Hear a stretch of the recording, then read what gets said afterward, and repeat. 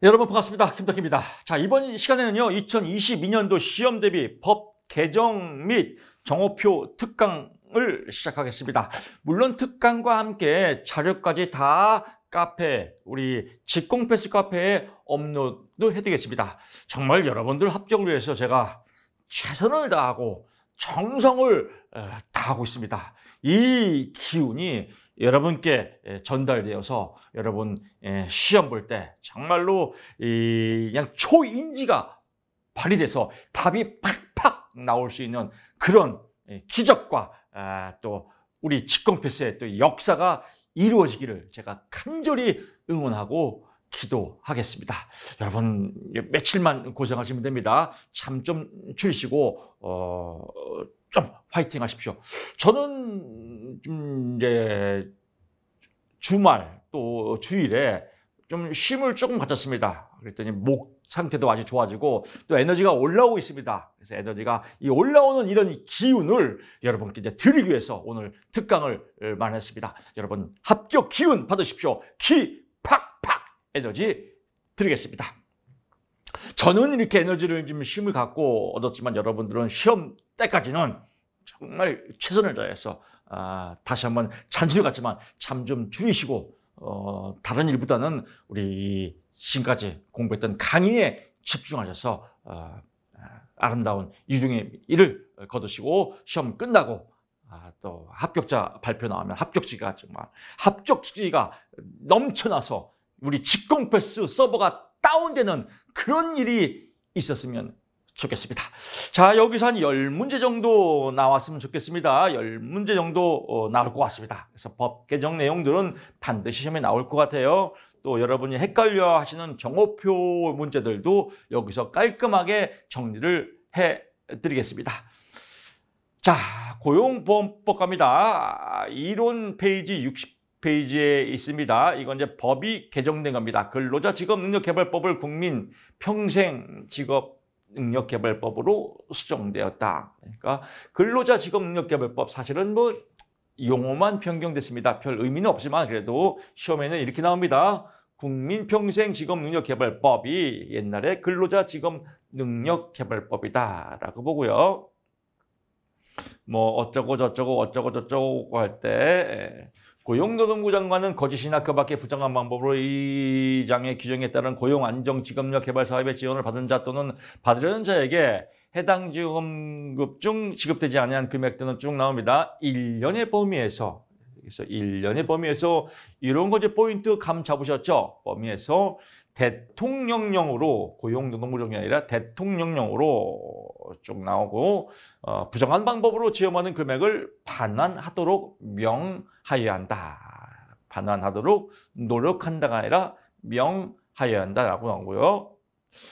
또 그 거짓이나 그 밖의 부정한 방법으로 지급된 금액의 5배 이하의 금액을 시험에는 5배 이상의 이렇게 또 말장난할 수 있습니다. 법이 어려운 건 말장난입니다. 그래서 5배 이하의 금액을 징수할 수 있답니다.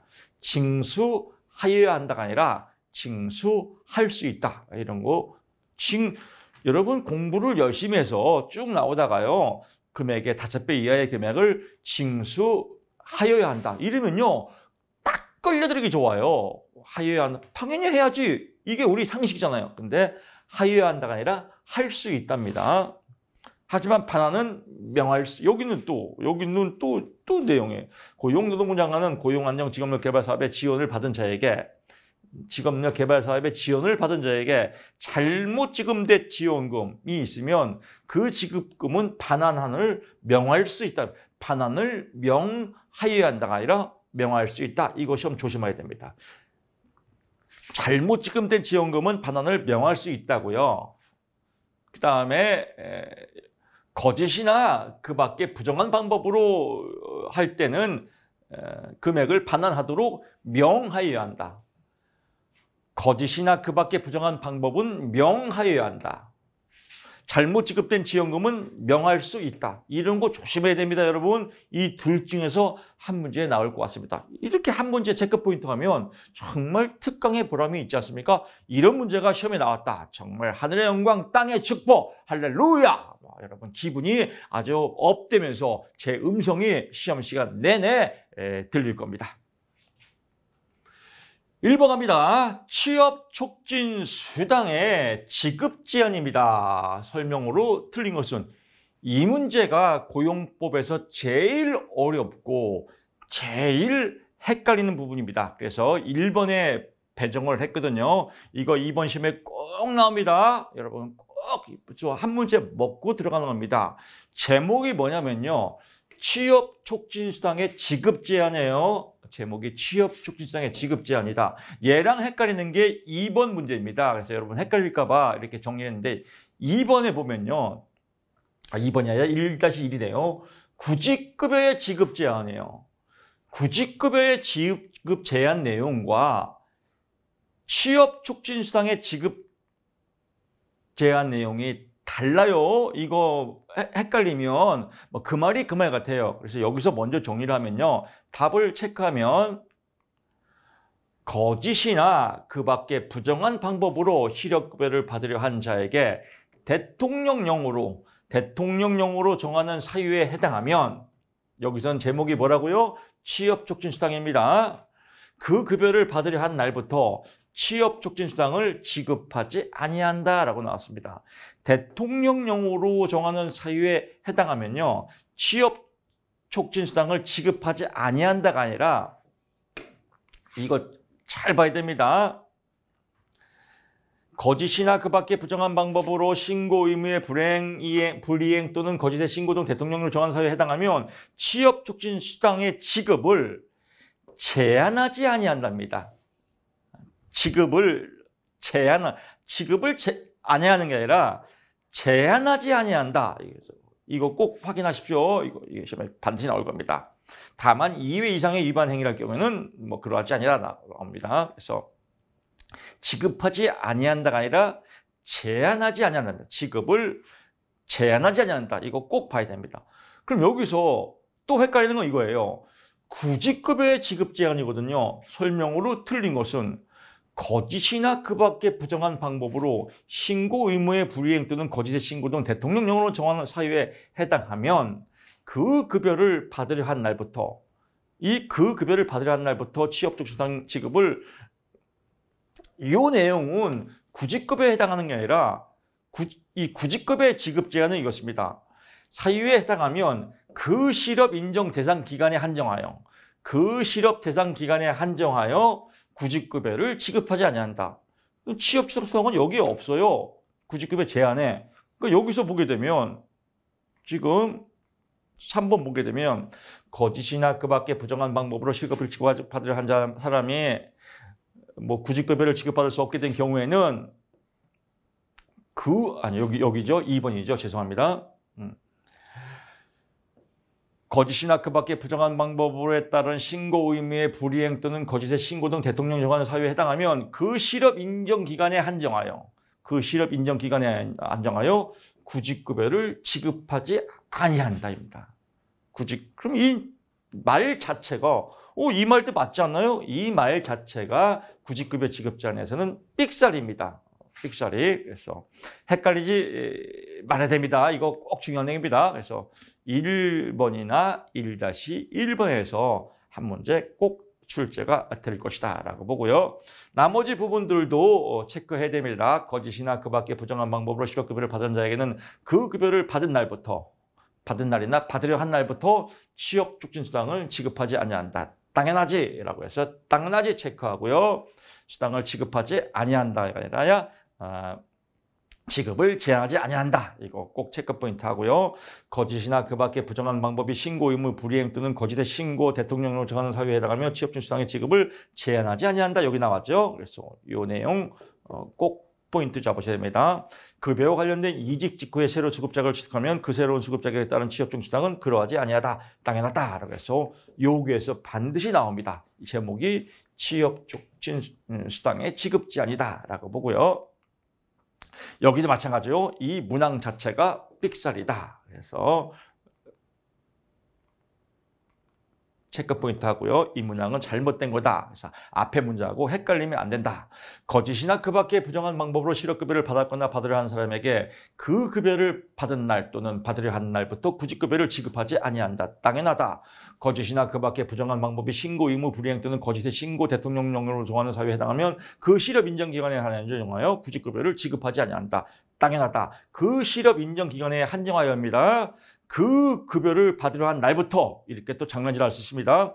그 급여를 받으려 한 날부터 구직급여를 지급하지 아니한다. 이렇게 또 장난질할 수 있습니다. 실업 인정 대상 기간에 한정하여 그래서 이것도 문항 꼭 체크 포인트 해두시고요. 급여와 관련된 이직 이후에 새로운 수급자격을 취소한 경우에는 새로운 수급자격에 따른 구직급여에 대해서는 그러하지 아니한다. 그래서 앞에 문제하고 1번 문제하고 1-1번 이 둘 중에서 반드시 나옵니다. 그래서 이거 하나 특강 때 체크하고요. 헷갈리는 거 정리하면 정말 특강의 보람이 있죠. 여러분 시험 볼 때 반드시 나오니까요. 꼭 숙지하시기 바랍니다. 2번 합니다.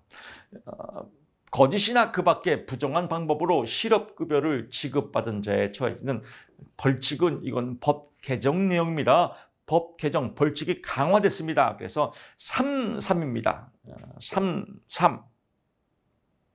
3년 이하의 징역 또는 3천만 원 이하의 벌금에 처한다. 이게 법 개정 내용입니다. 네, 시험에 나오면 뭐 3년 이하의 징역 또는 3천만 원 이하의 벌금에서 그럼 정답이 4번 되겠죠. 이렇게 문제가 수정돼서 나오겠죠. 3년 이하의 징역 또는 3천만 원 이하의 벌금이다.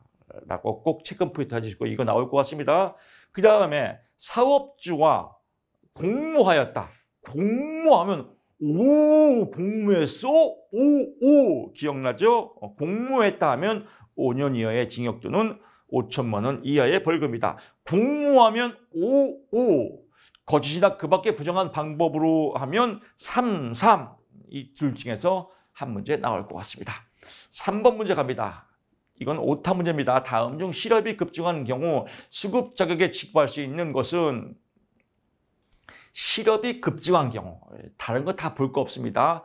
문제와 포인트를 찌찌뽕 해야 됩니다. 실업이 급증했다라고 나오면 특별, 실업이 급증했다. 특별히 급증했구나. 특별 연장급여라고 포인트 잡고 나머지 볼 거 없습니다. 고용노동부 장관은 실업의 급증 등 대통령령으로 정하는 사유가 실업의 급증, 대통령령으로 정한 사유가 발생할 경우에는 60일의 범위에서도 체크 포인트 해주시고요. 수정급여 일수를 초과하여 구직급여를 연장해서 지급할 수 있다. 60일 범위에서 이것도 보시고요. 4번 갑니다. 다음 중 고용노동법 시행령에 따른 실업급여 수급 자격에 취업 촉진을 위한 조치에 해당하지 않는 것은 취업 시 취업수당 지급, 취업 시 취업수당 지급은 아니다. 그래서 이것도 정원표 문제입니다. 확인해 주시고요. 일자리 정보 제공, 직업 소개, 동행 명령, 체육 관련 행사에 참석 기회 제공, 직업 적성 검사, 직업 정보 제공 등 이런 거는요. 우리 시험이 객관식 시험이기 때문에요. 앞다리가이만 딱 잡으면요. 뒤는 따로 나옵니다. 그러면 일자리 정보 어쩌고 저쩌고는 맞다. 직업 적성 검사 어쩌고 저쩌고는 맞다. 구인 훈련 등 어쩌고 저쩌고는 맞다. 이게 제일 빨라요. 굳이 뒤까지 다 읽을 필요 없습니다. 그래서 구인 훈련 등 직업 적성 검사 등 일자리 정보 등 이런 거는 취업 촉진을 위한 조치에 해당한다라고 보고요. 취업수당 지급은 아니다라고 보면 되겠습니다. 4번 갑니다. 다음 중 나왔죠? 오케이, 좋습니다. 5번 갑니다. 그래서 여기도 다시 한번요. 내용 보면요. 뭐 구인 훈련 등 일자리 정보 등 직업 적성 등 실업급여 등 재취업 활동 등 이런 것들은 취업 촉진 내용이다라고 보고요. 5번 갑니다. 다음 중 고용보험법상 벌칙에 관한 설명으로 가장 옳지 않은 것은 나옵니다. 이것도 법 개정 문제입니다. 거짓이나 그 밖의 부정한 방법으로 실업급여, 육아휴직급여 및 출산 전후 휴가급여 등을 받은 자에게는 거짓 나왔죠? 거짓말을 삼삼하게 했네. 3년 이하의 징역 또는 3천만 원 이하의 벌금을 처한다. 거짓말을 삼삼하게 하면 3년 이하의 징역 또는 3천만 원 이하의 벌금이다. 공모하면 공모까지 했어? 그래서 5년 이하의 징역 또는 5천만 원 이하의 벌금이다 라고 보고요. 3번은요. 법인 또는 개인이 그 위반 행위를 방지하기 위해서 해당 업무에 관한 상당한 해당 업무에 관해서 상당한 주의와 감동을 게을리하지 않았단 말이에요. 즉 상당한 주의와 감독을 게을리하지 아니한 경우에는 양벌 규정의 원칙에 따라서 행위자의 위반 행위를 하면 그 행위자를 벌하는, 왜? 행위자는 당연히 벌어야죠. 하지만 그 법인 또는 개인에게는 벌금형을 과하지 아니한다.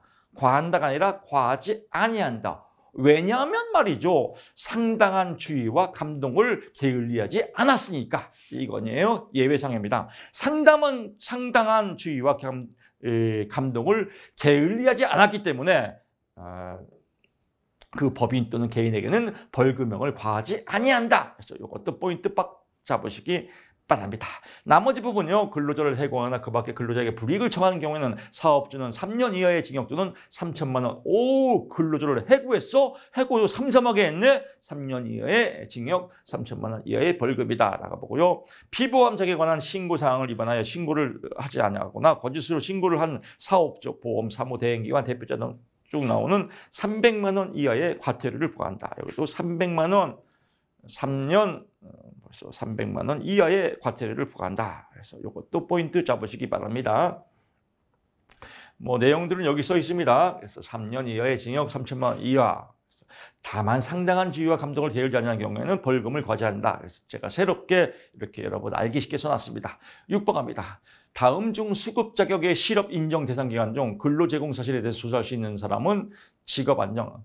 실업 인정 대상 기간 조사할 수 있는 사람 직업안정기관장이다. 고용노동부 장관이 아니라 직업안정기관장이다. 실업 나오면 직업안정기관장이다. 라고 보시고요. 7번 갑니다.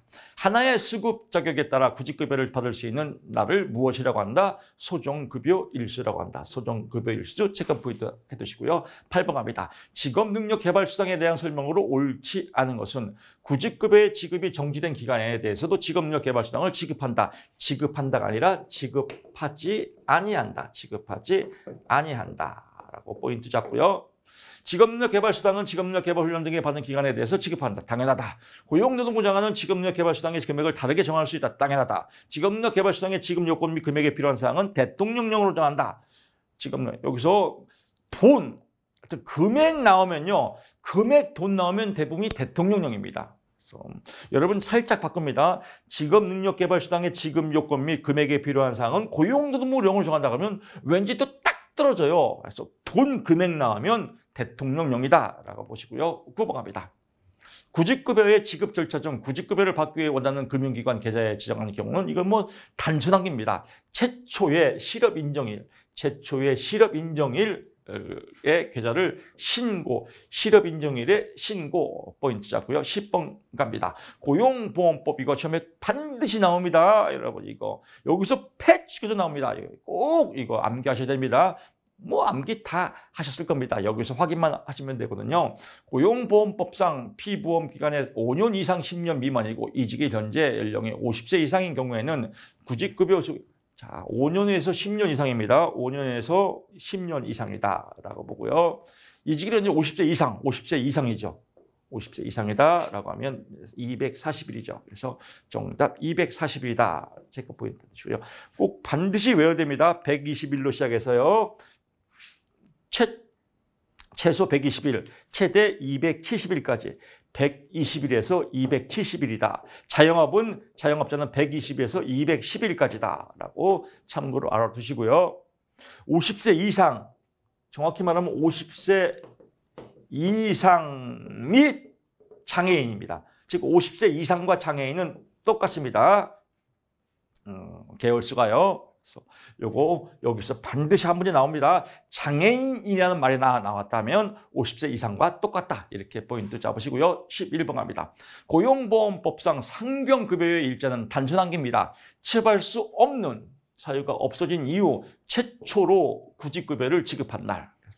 상병급여의 일자는 취업할 수 없는 사유가 없어진 이후 생긴 게 아니라 없어진 이후에 최초로 구직급여를 지급한 날이다라고 보고요. 12번 갑니다. 국민기초생활보장법, 국기법이죠. 법 개정됐습니다. 그래서 이번에 시험 꼭 나올 것 같습니다. 국기법에서 나오면 이거 나옵니다. 2020년도 주거급여의 변경사항입니다. 이게 시험에 나올 것 같습니다.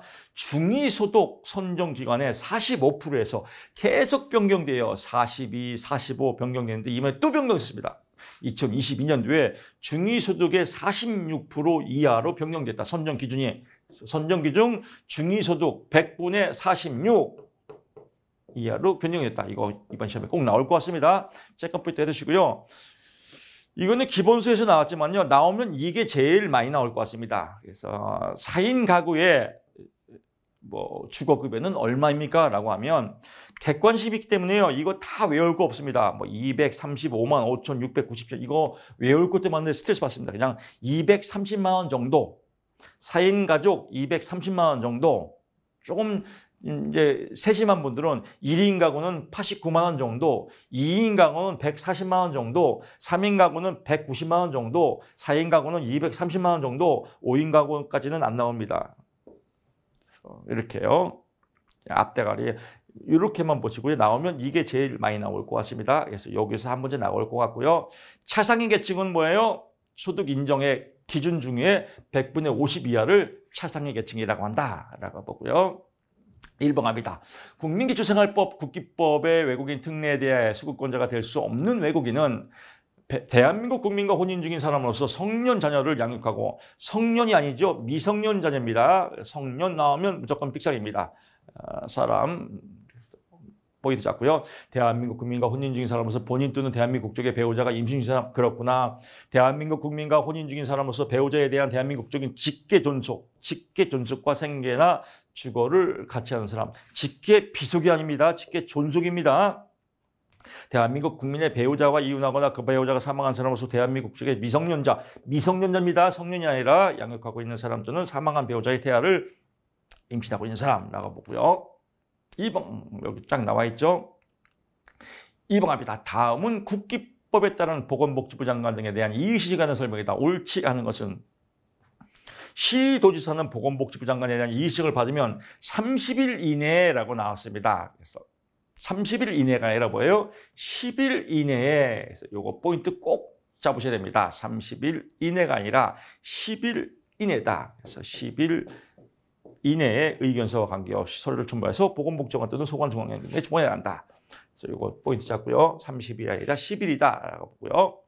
나머지는 이제 이론 강의죠. 여기서 응용이 나올 수 있죠. 시도지사의 처분 등에 관해 이의가 있는 사람은 시도지사를 거쳐서 보건복지관에 이의를 지청할 수 있다. 그렇구나. 보건복지부에 관한 이의를 시청한 사람은 시도지사의 처분 등의 통지를 받은 날부터 90일 이내에 이것도 시면 잘 나옵니다. 90일 이내에 시청해야 한다.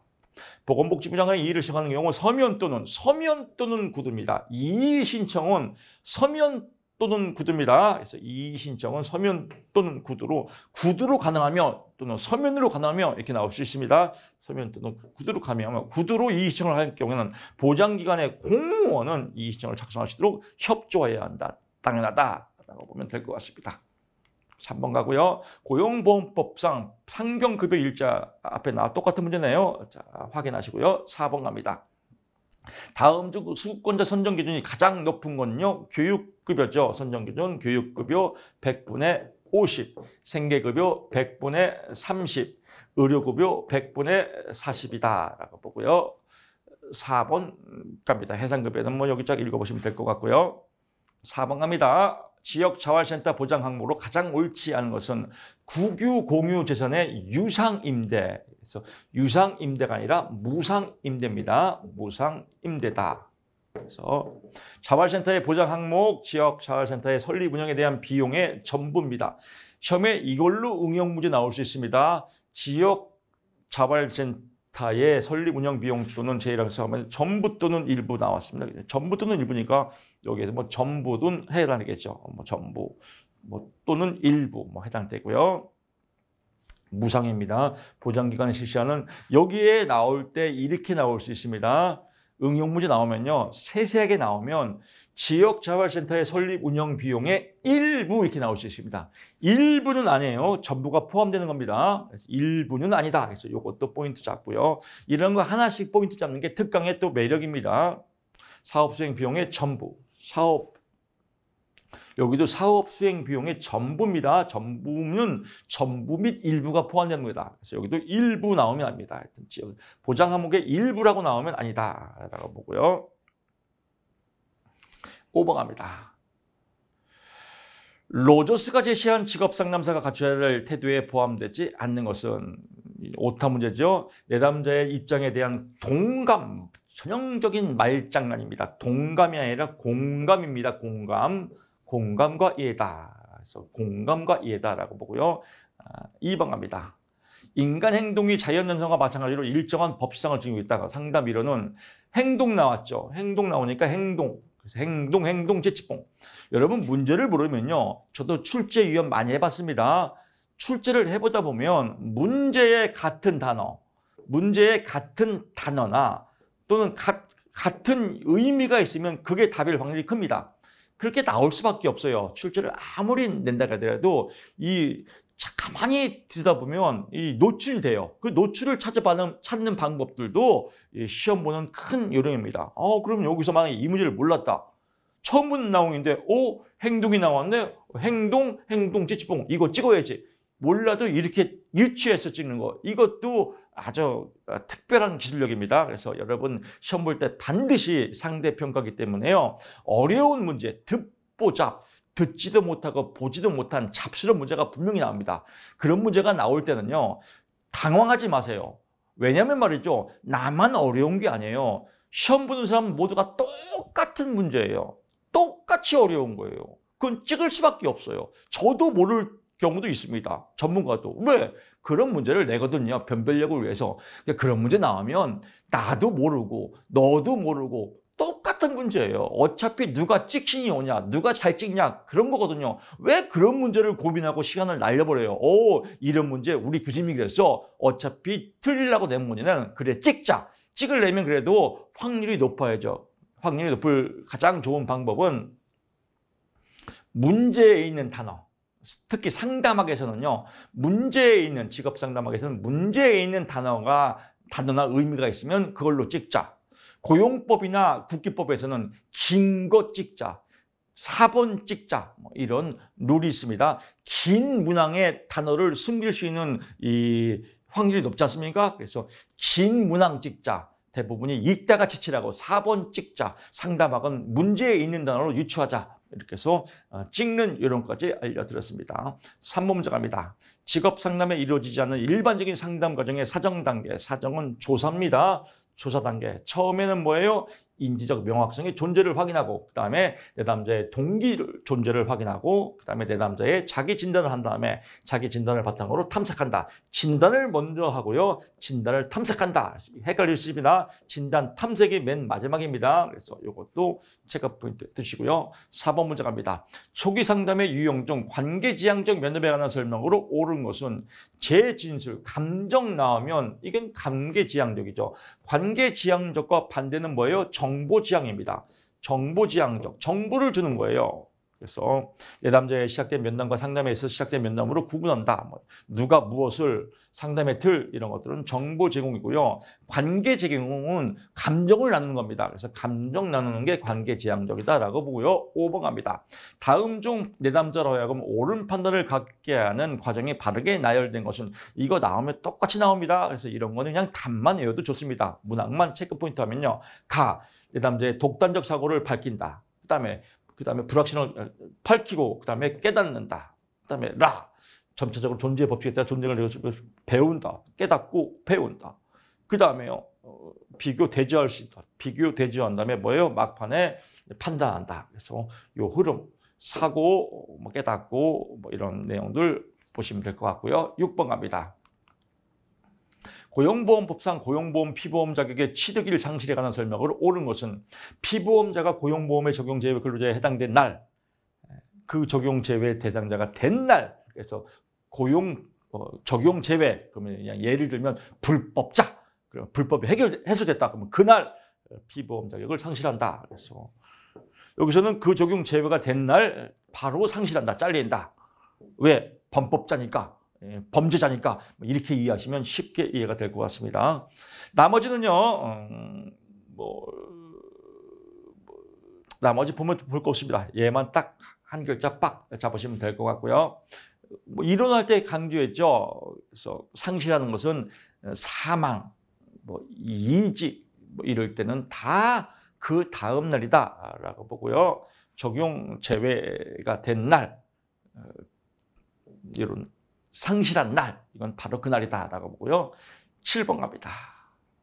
직업력 개발 수당에 대한 설명으로 옳지 않은 것은 구직급여 지급 정지된 기간에 대해서 구직급여가 지급이 정지되면 직업력 개발 수당은 지급한다가 아니라 지급하지 아니한다라고 한 꼭지 빡 잡고요. 이것도 앞에 설명한 내용이네요. 8번 갑니다.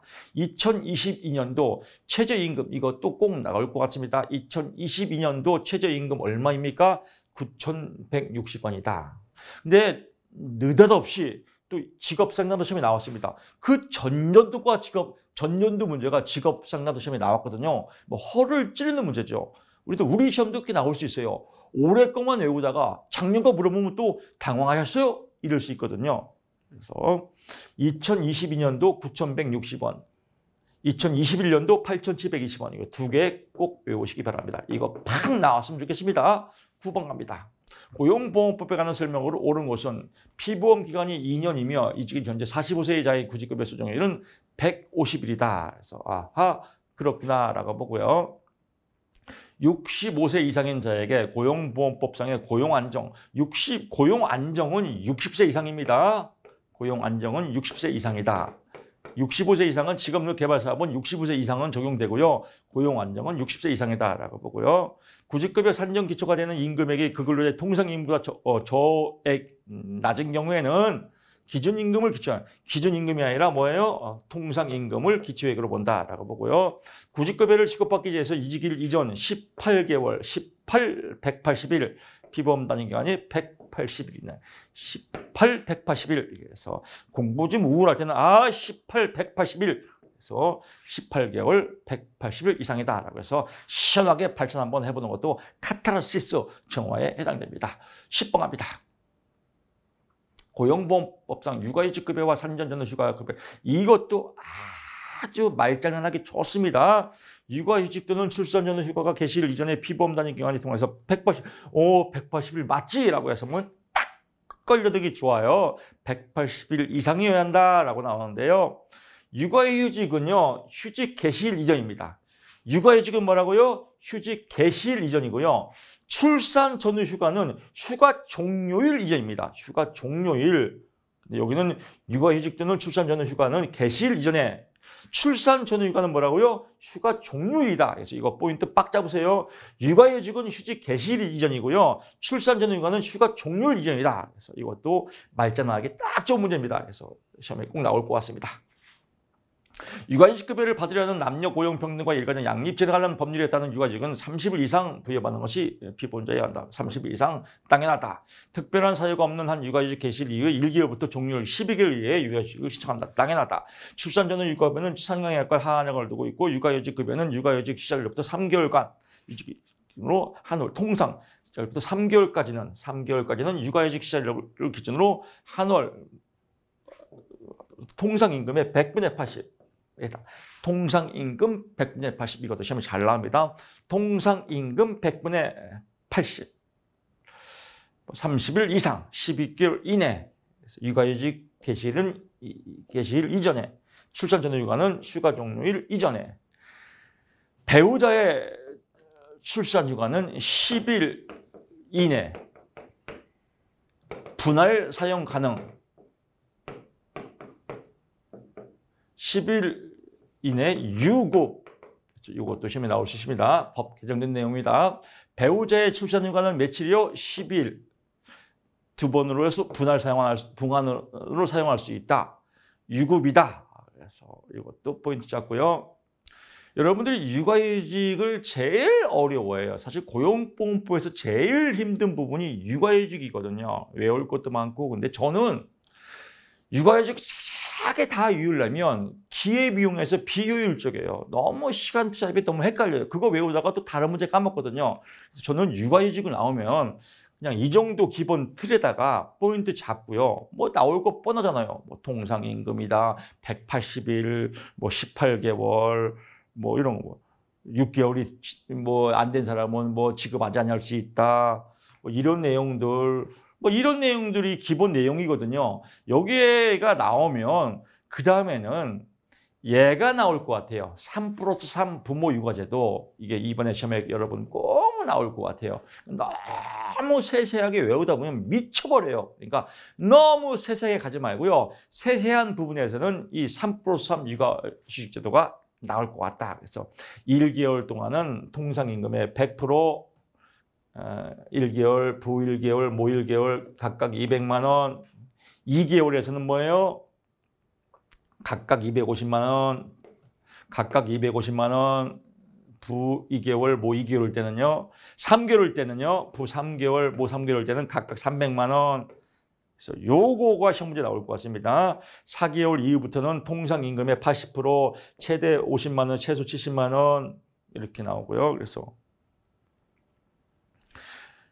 3+3 육아휴직 제도가 적용된 기간은 육아휴직 급여 사후 지급 제도가 적용되지 않는다. 사후 지급분 제도가 적용한다 이렇게 나오겠죠. 지급하지 아니한다 이거 나오고요. 사후 지급분 제도란 육아휴직 급여의 25%는 육아휴직 급여 종료 후 복귀하여 6개월 이상 근무한 경우에 지급하는 제도다. 그래서 사후 지급분 제도 25%는 육아휴직 급여 종료 후에 복귀하여 6개월 이상, 3개월이 아니라 6개월 이상 근무한 경우에 지급하는 제도인데 이거는 3+3 제도에서는 적용되지 않는다. 그래서 요게 시험에 반드시 나올 것 같습니다. 그래서 이거 여러분 꼭 암기하셔가고요.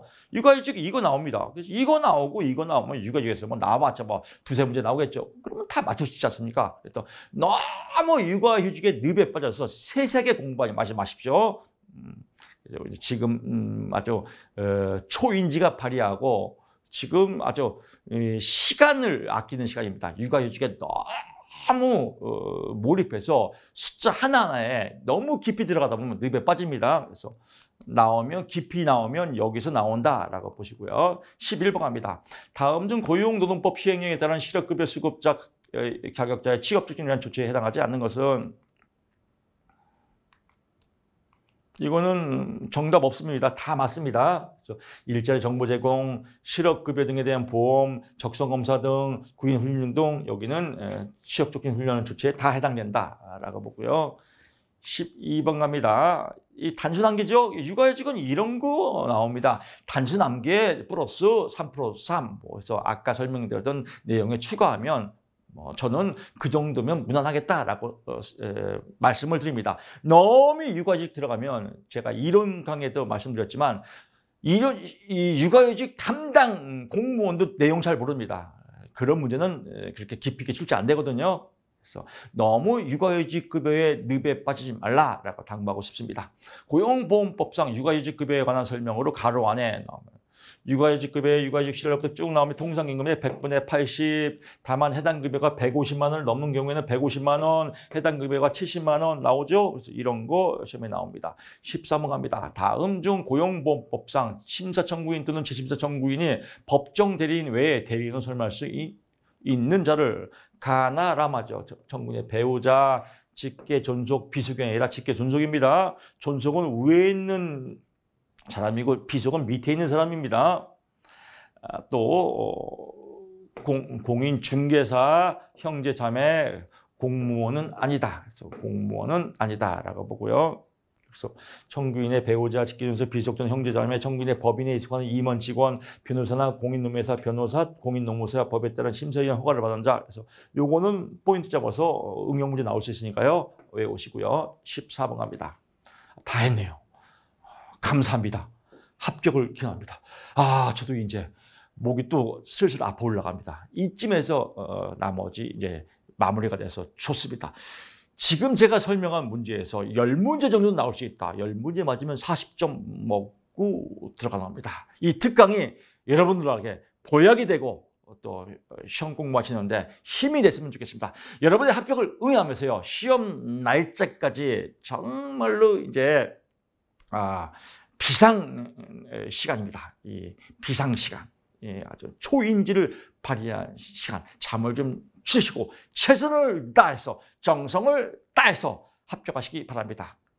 다시 한번 말씀드리지만 최고의 관건은 실수를 안 하는 겁니다. 다 아는 내용입니다. 누가 실수를 더 안 하느냐, 여기에서 합격이 당락이 결정됩니다. 실수하지 마시고요. 시험날 시험 잘 보시고요. 합격을 응원합니다. 자, 이상으로 특강을 마치겠습니다. 고맙습니다.